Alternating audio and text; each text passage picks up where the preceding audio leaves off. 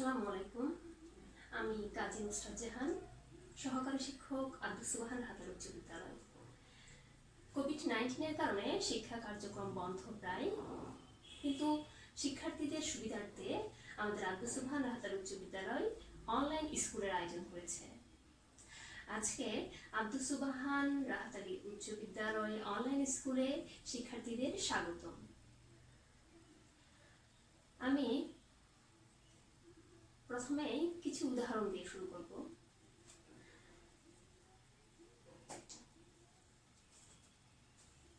আমরা ভাত বলি, ভাত। আবার কখনো কখনো ভাতের আগে একটা হা লাগিয়ে দিলে সেটা হয়ে যায় হাভার। আবার বলি নাম, নামের আগে সু লাগিয়ে দিলে হয়ে যায় সুনাম। আবার নামের আগে যদি আমি পরি লাগিয়ে দিই হয়ে যায় পরিণাম। তাহলে এইভাবে শব্দের প্রথমে আমরা কিছু অংশ, শব্দের অংশ বলবো। আমি এটাকে শব্দের আগে কিছু শব্দের অংশ যুক্ত করে দিয়ে শব্দটাকে নতুন রূপ দিয়ে থাকি। তাহলে এই যে শব্দের প্রথমে আমরা যে শব্দাংশ যুক্ত করি, এই শব্দাংশগুলোকে বলা হয় উপসর্গ। উপসর্গ আমাদের আজকে আলোচনার বিষয় হচ্ছে উপসর্গ। বাংলা ব্যাকরণের উপসর্গ অংশ আজকে আমরা আলোচনা করব। আশা করি শিক্ষার্থীরা তোমরা সবাই ভালো আছো। সবাই উপসর্গ নিয়ে সবার কিছু না কিছু সমস্যা থাকে, বিশেষ করে উপসর্গ মনে রাখার ক্ষেত্রে। কোন বিষয়, কোন শব্দাংশগুলো উপসর্গ সেটা মনে রাখার ক্ষেত্রে অনেক সমস্যা থাকে। আমি আজকে সেই সমস্যাগুলো খুব সহজে সমাধান করে দেব, যাতে আমার শিক্ষার্থীরা উপকৃত হয়। আমরা বুঝতে পারি উপসর্গ কোনো শব্দ নয়, কিন্তু শব্দের একটা অংশ। এটা যদি একটা শব্দ হয় সুনাম, নাম শব্দের সাথে একটা শব্দ অংশ সুযুক্ত হয়েছে, তাহলে এটা হয়ে গেল সুনাম। এখানে একটা আছে পরিপূর্ণ, পূর্ণ একটা শব্দ, পরি হচ্ছে একটা শব্দাংশ এবং এই শব্দাংশ যুক্ত হয়ে এটা হয়েছে পরিপূর্ণ। তাহলে উপসর্গ যেগুলো, সেগুলো হচ্ছে শব্দাংশ এবং সেগুলো সাধারণ শব্দাংশ নয়, সেগুলো হচ্ছে অব্যয়সূচক শব্দাংশ। সেগুলো হচ্ছে অব্যয়সূচক শব্দাংশ। এই ধরনের অব্যয়সূচক শব্দাংশ শব্দের সাথে যুক্ত হয়ে নতুন শব্দ তৈরি করে, কিন্তু তারা আলাদা আলাদা নিজেরা একা কখনো কোনো অর্থ প্রকাশ করতে পারে না। যেমন এখানে সু হচ্ছে শব্দাংশ, সে নিজে একা কোনো অর্থ প্রকাশ করতে পারে না। পরি, সেও নিজে কোনো অর্থ প্রকাশ করতে পারে না। নি, সে একা কখনো কোনো শব্দ, কোনো অর্থ প্রকাশ করতে পারে না। উপ, এটাও পারে না। তাহলে আমরা বলতে পারি বা উপসর্গ কখনো স্বাধীনভাবে কোনো অর্থ প্রকাশ করতে পারে না, কিন্তু কোনো শব্দের প্রথমে যুক্ত হয়ে নতুন শব্দ তারা তৈরি করতে পারে। তাহলে আমি উপসর্গের সংজ্ঞা যদি বলি, সেটা হবে এমনই: বাংলায় যে সকল অব্যয়সূচক শব্দাংশ নিজেরা স্বাধীনভাবে ব্যবহৃত হতে পারে না, কিন্তু কোনো শব্দের আগে বসে নতুন অর্থ প্রকাশ করতে পারে, অর্থকে সম্প্রসারণ করতে পারে, অর্থকে সংকোচন করতে পারে, অর্থকে পরিবর্তন করতে পারে, তাকে উপসর্গ বলে। এখন দেখো, আমি এখানে লিখে রেখেছি, আমরা যদি বলি নাম, নাম একটা শব্দ, নামের আগে আমি সু যুক্ত করেছি, সু হচ্ছে উপসর্গ, তাহলে নামের আগে সু যুক্ত হয়ে সেটা একটা নতুন অর্থ প্রকাশ করছে।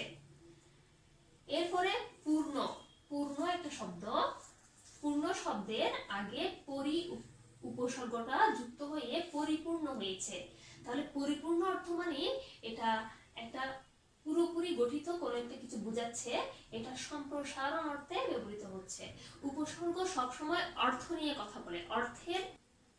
বাংলায় যে সকল অব্যয়সূচক শব্দাংশ নিজেরা স্বাধীনভাবে ব্যবহৃত হতে পারে না, কিন্তু কোনো শব্দ আগে বসে নতুন অর্থ প্রকাশ করতে পারে, অর্থকে সম্প্রসারণ করতে পারে, অর্থকে সংকোচন করতে পারে, অর্থকে পরিবর্তন করতে পারে, তাকে উপসর্গ বলে।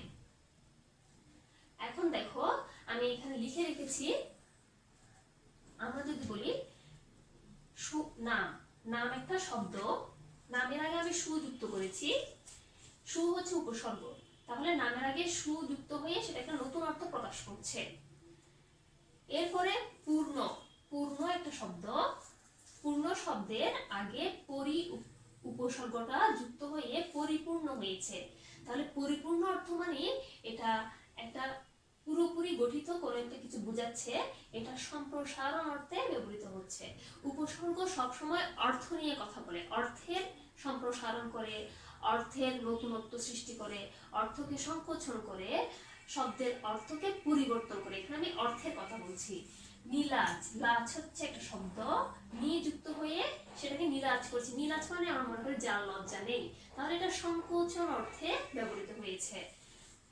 জাতি, জাতি হচ্ছে একটি শব্দ, জাতির আগে আমি উপযুক্ত করে দিয়ে উপজাতি করে দিয়েছি, শব্দে জাতিটাকে উপযুক্ত করার কারণে সেটা পরিবর্তন হয়ে গেছে, নতুন একটা অর্থ দাঁড়িয়েছে উপজাতি। তাহলে এইভাবে উপসর্গ শব্দের প্রথমে যুক্ত হয়ে শব্দকে নতুন অর্থ দাঁড় করিয়ে দেয়, শব্দের অর্থকে সম্প্রসারিত করে, শব্দের অর্থকে সংকোচন করে, শব্দের অর্থকে পরিবর্তন করে। তাহলে আরেকটি বিষয় আছে এখানে, এটি হলো উপসর্গের সংজ্ঞা। এখন আমরা অনেক সময় উপসর্গের কার্যাবলী কি, উপসর্গের অর্থদ্যোতকতা কি, উপসর্গের প্রয়োজনীয়তা কি ইত্যাদি বিষয় আসে। এই উপসর্গের যদি আমি বলি কার্যাবলী, কার্যাবলী মানে কাজ, হচ্ছে কার্যাবলী, প্রয়োজনীয়তা, প্রয়োজনীয়তাটা কি উপসর্গের, এবং অর্থদ্যোতকতা মানে কি ধরনের অর্থ, কত ধরনের অর্থ প্রকাশ করে, অর্থদ্যোতকতা।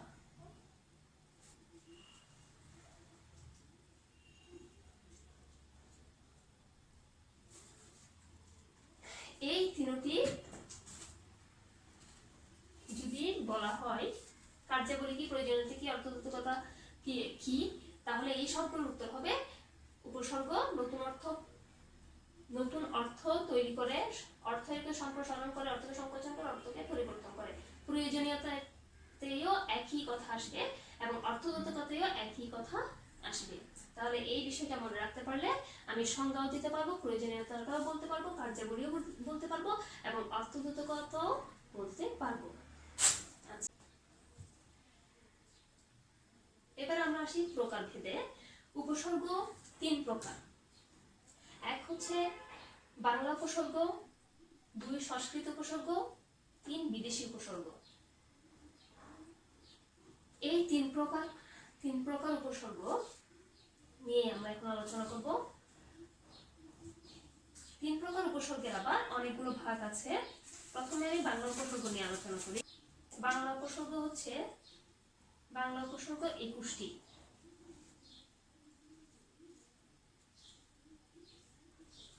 কারণ লিখতে গেলে শিক্ষার্থীরা, আমি 21টি উপসর্গ মনে রাখার জন্য একটি সহজ কৌশল অবলম্বন করেছি। এই 21টি উপসর্গ কিন্তু আমি খুব সহজে মনে রাখতে পারি না, তাই আমি একটু তোমাদের জন্য গল্প তৈরি করেছি, যে গল্পটি তোমরা 3 থেকে 4 বার পড়লে তোমাদের গল্পটি মুখস্থ হয়ে যাবে এবং 21টি বাংলা উপসর্গগুলো তোমাদের জানা হয়ে যাবে। তাহলে দেখো, আমরা একটু খুব মজায় এই গল্পটি পড়ি এবং বাংলা উপসর্গগুলো চিহ্নিত করি। প্রিয় সুহাস, এখানে সুহাস, এই লাল দাগ দেয়া তিনটি হচ্ছে উপসর্গ। আদর নিবি, আ হচ্ছে উপসর্গ, নি উপসর্গ, বি উপসর্গ। তুই আমাদের অজপাড়া গায়ের আশা ভরসা, অজপাড়া গায়ের অজ হচ্ছে উপসর্গ, আশা ভরসা, ভর উপসর্গ, সা উপসর্গ। রাম ছাগলের অনাচার, কুকথা, আর চোখে তাকানোকে পাত্তা দিবি না। রাম ছাগলের রাম হচ্ছে উপসর্গ, অনাচারের অনা হচ্ছে উপসর্গ। কু কথা, কু উপসর্গ। আর চোখে তাকানো, আর উপসর্গ। পাত্তা দিবি না। তোর জন্য আবডালের ৪৯টি পাতিলেবু ও কদবেল পাঠালাম। আবডাল মানে উঁচু ডাল, আব হচ্ছে উপসর্গ, ৪৯-এর হচ্ছে উপসর্গ, পাতিলেবুর পাতি হচ্ছে উপসর্গ ও কদবেলের কদ হচ্ছে উপসর্গ, পাঠালাম। অচেনা জায়গায় মন আনচান করলে খাবি। অচেনার হচ্ছে উপসর্গ, মন আনচান, আন হচ্ছে উপসর্গ, করলে খাবি। ইতি, ইতি উপসর্গ। অঘারাম, অঘারামের অগা উপসর্গ। এরপর আমরা আসি সংস্কৃত উপসর্গে। সংস্কৃত উপসর্গ হচ্ছে বৃষ্টি। সেই বৃষ্টি উপসর্গ হচ্ছে অপি, অপ, অভি, বি, প্র ইত্যাদি অনেক আছে। আমরা বাংলা উপসর্গ যেভাবে একটা গল্পের ছলে শিখেছি, ঠিক একইভাবে সংস্কৃত উপসর্গ আমরা একটা গল্পের ছলে শিখব এবং যাতে আমাদের মনে থাকে সেই ব্যবস্থা করে নিব। ঠিক আছে, তাহলে চলো আমরা আমাদের গল্পটা দেখি। দেখো শিক্ষার্থীরা, আমরা বৃষ্টি সংস্কৃত উপসর্গকে একটি গল্পের আকারে সাজিয়েছি। আশা করি তোমাদের খুব ভালো লাগবে এবং খুব সহজে মনে রাখতে পারবে। অপি আপুর প্রতি, অপি আপুর প্রতি অভি ও বিপ্রদাস অতি উৎসুক। তাহলে এখানে অপি হচ্ছে একটি সংস্কৃত উপসর্গ, আপু এখানে এটাকে অপ ধরবে, অপ হবে, এটা আপুকে অপ হিসাবে ধরবে। প্রতি উপসর্গ সংস্কৃত উপসর্গ, অভি সংস্কৃত উপসর্গ, বি সংস্কৃত উপসর্গ, প্র সংস্কৃত উপসর্গ, অতি সংস্কৃত উপসর্গ, উত সংস্কৃত উপসর্গ, সুখ সংস্কৃত উপসর্গ। তাহলে অপি আপুর প্রতি অভি ও বিপ্রদাস অতি উৎসুক, তাই আমি নিরবধি সমদূরত্ব রেখে তার দেয়া পড়া উপনুচ্ছেদ পড়িনি। তাহলে আমি, তাই আমি, আমির আ হচ্ছে সংস্কৃত উপসর্গ, নিরবধি, নিরবধিকে ভেঙে ভেঙে ধরলে সবগুলোই সংস্কৃত উপসর্গ। নি, নির, অব, অধি, নি, নির, অব, অধি। সম, দু, সম, দু, এই দুটি হচ্ছে সংস্কৃত উপসর্গ।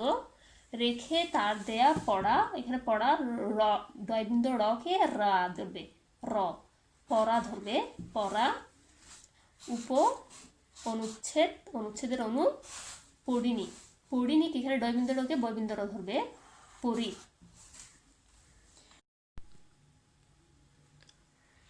তাহলে সংস্কৃত উপসর্গ গেল। এবার আসি আমরা বিদেশি উপসর্গে। বিদেশি উপসর্গের নির্দিষ্ট কোনো সংখ্যা নেই, কারণ প্রতিনিয়ত বিদেশি শব্দ আমাদের ভাষায় যুক্ত হচ্ছে। তারপরেও কিছু কিছু বিদেশি ভাষার কিছু উপসর্গ আছে, সেই কয়েকটি উপসর্গের আমরা একটু আলাপ করে দিই। ফার্সি উপসর্গ, ফার্সি উপসর্গ আছে 11টি। সেই 11টি ফার্সি উপসর্গকে তাও আমি একটি গল্পের আকারে লিখেছি, আমরা যেন মজা খেলার ছলে শিখতে পারি তাই। তাহলে চলো আমরা একটু দেখি সেটা কি। নাফিসার বর বদমাস, বেকার, বজ্জাত, কিন্তু তাকে খোশ রাখে, খোশ মানে খুশি, কম দরে নিম কিনে। এটা হচ্ছে মনে রাখার কৌশল। এখানে নাফিসা না হচ্ছে ফার্সি উপসর্গ, ফি ফার্সি উপসর্গ, বর, বদ, বে, কার, বে একটা ফার্সি উপসর্গ, কার আরেকটি ফার্সি উপসর্গ, বজ্জাতের ব ফার্সি উপসর্গ, কিন্তু তাকে খোশ, এখানে খোশ পুরোটাই হচ্ছে ফার্সি উপসর্গ, রাখে, কম,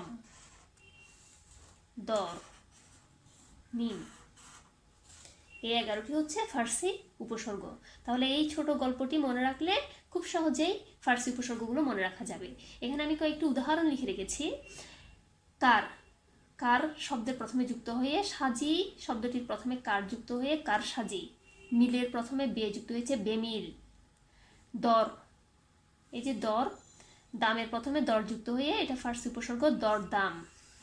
রাজ, নাটা যুক্ত হয়েছে রাজের আগে, নারাজ। বদ, মেজাজের আগে বদ যুক্ত হয়েছে বদ মেজাজ ইত্যাদি আরো অনেক ফার্সি উপসর্গ আমরা আমাদের পড়ায় দেখতে পাবো। এবার আসি বিদেশি উপসর্গগুলোর মধ্যে ইংরেজি উপসর্গ আছে 4টি। সেই ইংরেজি উপসর্গ 4টি হচ্ছে হেড, সাব, হাফ, ফুল। এই 4টি ইংরেজি উপসর্গ। হেড, সাব, হাফ, ফুল। আমি একটি লাইন বাক্য তৈরি করে ফেলেছি সেটা দিয়ে, head, sub, half, full shirt পরেন। তাহলে এখানে এই 4টি হচ্ছে ইংরেজি উপসর্গ। উদাহরণ দিয়েছি, মাস্টারের আগে হেড যুক্ত হয়েছে হেডমাস্টার, মেরিনের আগে সাব যুক্ত হয়েছে সাবমেরিন, টিকেটের আগে হাফ যুক্ত হয়েছে হাফ টিকেট। এভাবে ইংরেজি উপসর্গগুলো আমাদের ব্যবহার করতে দেখি। এরপরে আসি আরবি উপসর্গ। আরবি উপসর্গ আছে 6টি। সেই 6টি আরবি উপসর্গকে একটু সব কিছু তার গল্প দিয়ে হবে না, মাঝে মাঝে একটু তোমাদের মুখস্থ করতে হবে, ঠিক আছে? এখানে আছে গরলাখয়ের বাজে আম খাস। আসলে এটাকে কোনো গল্পে ফেলা যাচ্ছিল না, তাই আমি লাস্টের 3টা মনে থাকবে তোমাদের, বাজে আম খাস। শুধু প্রথমের 3টা একটু মনে রাখতে হবে। গ লা খয়ের 3টা গেল, বাজে আম খাস। তাহলে এই 3টি হচ্ছে আরবি উপসর্গ। আমি উদাহরণ দিয়েছি গরমিল, লাপাত্তা, আমজনতা ইত্যাদি।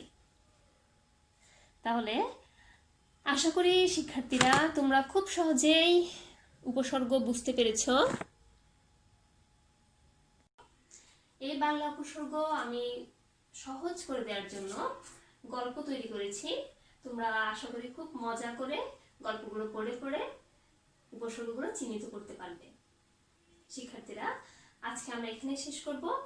সবাই সুস্থ থাকো, সুন্দর থাকো এবং অবশ্যই বাইরে বের হওয়ার সময় মাস্ক পরিধান করো। ধন্যবাদ সবাইকে। আসসালামু আলাইকুম।